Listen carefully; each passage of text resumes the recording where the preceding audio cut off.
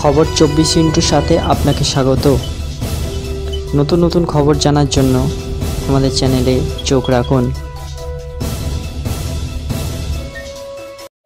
নমস্কার দর্শক বন্ধুরা, স্বাগত আমাদের এই চ্যানেলে। ভোরের ঝড় বৃষ্টিতে বিপর্যস্ত রাজধানী দিল্লি শহরের একাধিক জায়গায় জল দাঁড়িয়ে যাওয়ার পাশাপাশি শুক্রবার ভোরে ভেঙে পড়ল ইন্দিরা গান্ধী আন্তর্জাতিক বিমানবন্দরের 1 নম্বর টার্মিনালে ছাদের একটি অংশ। এই ঘটনায় অন্তত 6 জন আহত হয়েছেন।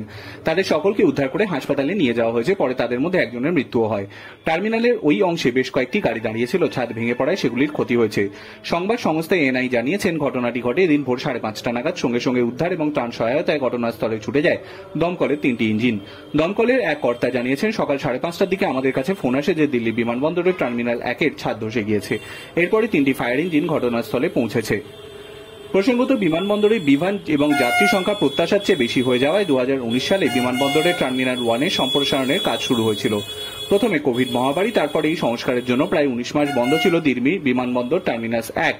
2023-এর 31 অক্টোবর এটি ফের খুলে দেওয়া হয়েছিল যাত্রীদের জন্য। চলতি বছর মাঝে সম্প্রসারিত টার্মিনাল 1-এর উদ্বোধন করা হয়েছিল।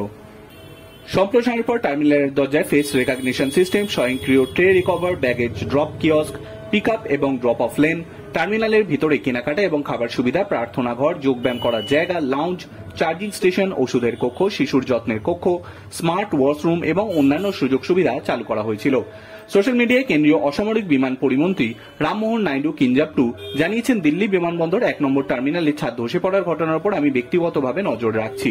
ফার্স্ট রেসপন্ডাররা ঘটনাস্থলে পৌঁছেছেন। এছাড়াও এয়ার ইন্ডিয়াগুলিকে 1 নম্বর টার্মিনালের সমস্ত ক্ষতিগ্রস্ত যাত্রীদের সহায়তা করার নির্দেশ দেওয়া হয়েছে। আহতদের হাসপাতালে নিয়ে যাওয়া হয়েছে। উদ্ধার অভিযান এখনো চলছে। দিল্লি বিমানবন্দরের এক মুখপাত্র জানিয়েছেন, 1 নম্বর টার্মিনাল থেকে সমস্ত উড়ান সাময়িকভাবে স্থগিত রাখা হয়েছে। দুপুর 2টা পর্যন্ত সব উড়ান বন্ধ। নিরাপত্তাজনিত কারণে চেক ইন কাউন্টারগুলিও বন্ধ করে দেওয়া হয়েছে। আধিকারিকরা জানিয়েছে, টার্মিনালে পিক আপ এবং ড্রপ এলাকায় পার্ক করা গাড়িগুলির উপরের অংশের ছাদের শীট এবং সাপোর্ট বিমগুলি আস্তে আস্তে ভেঙে পড়ছে। ঘটনাস্থলে বেশ কিছু ছবি, ভিডিও সোশ্যাল মিডিয়ায় ছড়িয়ে পড়েছে। তাতে দেখা যাচ্ছে ধসে যাওয়া ছাদের নিচে বেশ কয়েকটি গাড়ি আটকে আছে।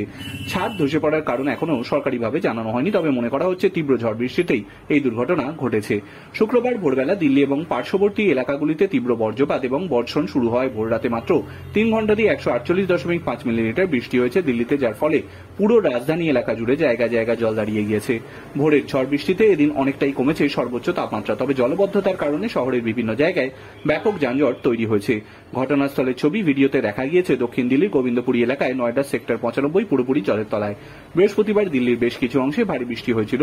ভারতের আবহাওয়া বিভাগ আগামী 7 দিনই দিল্লিতে মেঘলা আকাশ, বিক্ষিপ্ত দমকা হাওয়া এবং বৃষ্টির পূর্বাভাস দিয়েছে। ব্যুরো রিপোর্ট, খবর 24x7।